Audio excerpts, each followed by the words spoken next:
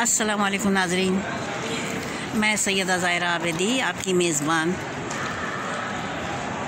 आज आपकी खिदमत में थोड़ा सा इलेक्ट्रिक का अहवाल बताना चाहती हूँ। यहाँ पर मौलाए कायनात हज़रत अली अलैहिस्सलाम के फ़रमान की रोशनी में 1400 बरस पहले मौला ने फ़रमाया था कि अपने आबशारों से बिजली पैदा करो। अब आप देखिए कि अभी पूरे पाकिस्तान में बिजली का ब्रेकडाउन हुआ है और हर शहर में हुआ है, कोई शहर बाकी नहीं बचा है।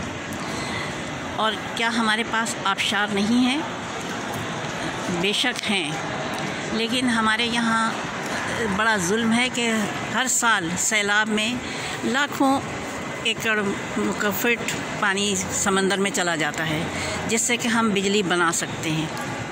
लेकिन हम लोगों ने, ये हमारे जो बड़े हैं, मुझे कहने का हक़ नहीं है, लेकिन मैं मजबूर हूँ क्योंकि मेरे वतन में बहुत परेशानी है, कर्ज़ा है और न जाने क्या क्या मुश्किलें हैं जो सिर्फ़ अवाम भुगत रहे हैं। जिनको कमाना था वो कमा कमा के बैरून मुल्क निकल गए हैं, अपनी अपनी जायदादों में आराम से बैठे हुए हैं। उनको किसी किस्म की कोई फ़िक्र नहीं है कि अवामुन्नास क्या भुगत रहे हैं। अमलन हमारी जो ख़ज़ाने की वज़ारत है वो एक ऐसी हस्ती के हाथ में है जिसकी मर्ज़ी से बिजली के निर्ख तय होते हैं। ऑडियो आपने भी सुन ली होगी, मेरे कहने से कुछ नहीं होता है, लेकिन ये देखे बग़ैर कि कौन कितना पे कर सकता है। एक एक फ़र्द पर कितना बोझ डाल दिया गया है कि लोग ख़ुदकुशियाँ करने पर मजबूर हो गए हैं।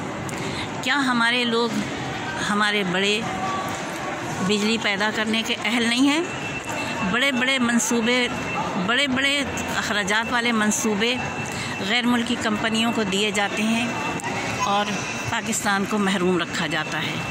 अभी देखिए 24 अरब रुपए बिजली की मद में ख़र्च किए गए और उससे लिए गए, कर्ज़ा लिया गया और उसके लिए हुक्म दे दिया गया कि इसको हाथ नहीं लगाना, और उसके बाद फिर उस कर्ज़े को उतारने की ज़िम्मेदारी पाकिस्तानी अवाम की है। बड़े कर्ज़ा नहीं उतारते हैं, अवाम के टैक्सेस से पैसा ये उतारा जाता है।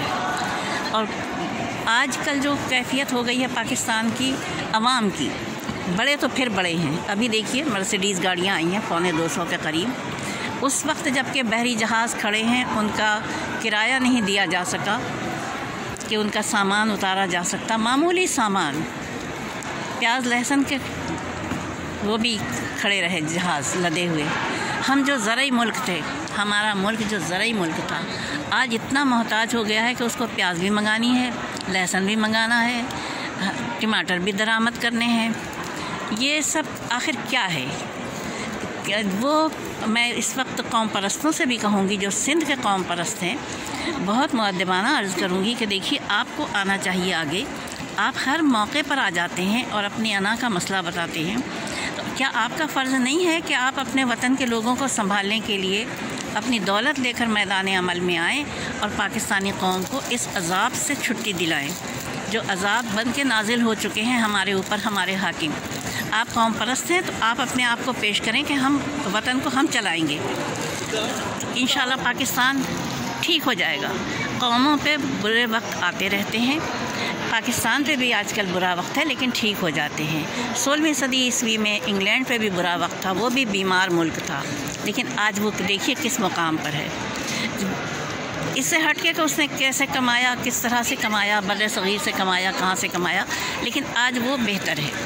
आप कोशिश कीजिए कि जायज़ तरीक़ों से अपने वतन की खुशहाली में हिस्सा लीजिए।